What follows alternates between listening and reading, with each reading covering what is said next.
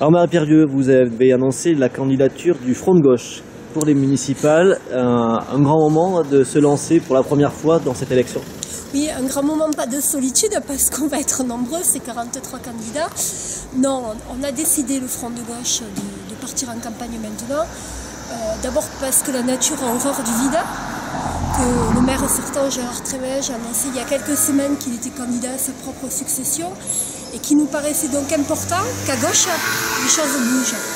Il est vrai que ces dernières années, le Front de gauche, par des élus comme Dominique Montama, Marie-Laure, Hervé ou moi-même, a été quand même la principale force d'opposition au maire de Tarbes, et que maintenant, bien, on a décidé d'initier une liste qui sera une liste non pas du Front de gauche, mais une liste du Front de gauche, tout court, ouverte, citoyenne, dont il s'agit maintenant de fixer les contours du projet, tout simplement, parce que je crois qu'à un certain moment, une ville, on la gagne sur ce qu'on propose comme type de développement, comme perspective d'avenir, que c'est particulièrement important aujourd'hui parce que face aux politiques d'austérité qui sont menées et conduites nationalement, eh bien, créer de nouvelles solidarités à l'échelle municipale, mettre en sécurisation la petite enfance, le 4e âge, préserver l'accès au logement, le développer, eh bien, c'est des questions pour nous qui ne sont pas contingentes, mais complètement identitaires de la gauche et qu'on veut porter avec d'autres. Alors effectivement, ce sont pour l'instant des grands axes de projets de campagne.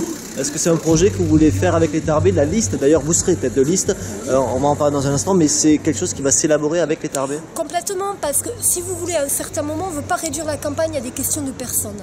On veut repartir des priorités de Tarbes et des priorités des Tarbais, parce que pour nous, l'important, c'est les Tarbais, les hommes. Et donc, à partir de là, on ne veut pas faire une campagne contre le bilan du maire sortant, on veut faire une campagne à partir des exigences de nos concitoyens. On sait que Tarbes est une belle ville, mais une ville pauvre, au sens économique du terme, que le revenu moyen est 1200 €. Donc on veut voir à partir bien des Tarbais ce qui est leur priorité, construire en fonction de ça la liste. Donc c'est vrai que tout cet été, bien on va avoir des allers-retours à partir de ce qui nous semble juste et à partir de ce qui mettent comme étant leurs revendications majeures. Et à l'automne, eh bien, on rendra public un programme qui aura été un programme participatif et les personnes qui vont l'incarner, ces personnes-là, étant issues finalement de cette consultation qu'on va mener tout au long de l'été et de ces parcours d'hommes et de femmes qu'on va croiser. Est-ce que dans ce projet, ce programme pour 6 ans, ça va être dépenser plus pour aider plus les gens? Dépenser plus pour gagner plus. Dépenser de toute manière, il faut dépenser si vous voulez, on est dans des contraintes. Évidemment, il y a un cadre national, quand on fait un budget ensuite, il y a des recettes et des dépenses et on ne veut pas tuer l'économie tarbaise. On n'est pas des fous, on n'est pas des dépensiers. Pour autant, il est évident qu'il y a des dépenses utiles. Donc quand on investit sur l'homme, quand on investit sur des services publics, parfois au départ ça coûte de l'argent, mais très souvent ça en rapporte beaucoup.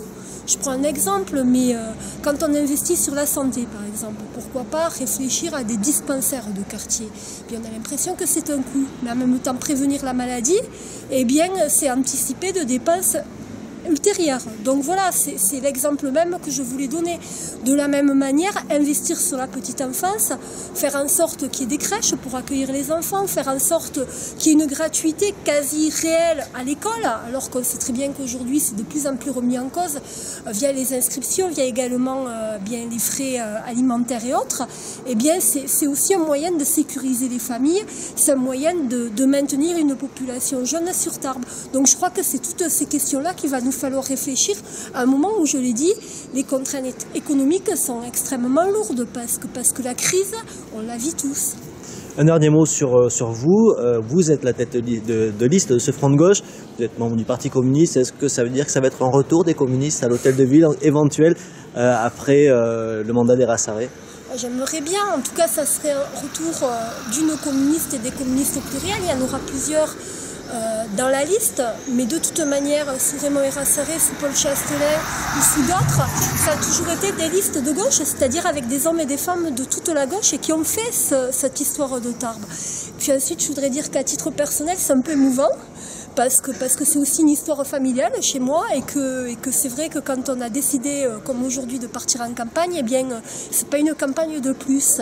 C'est vraiment une campagne qui est très structurante du Front de gauche à Tarbes et dans laquelle on va s'investir tous, c'est-à-dire les 43 candidats, 22 femmes et 21 hommes, puisque la première est une femme, donc elle sera encore plus paritaire.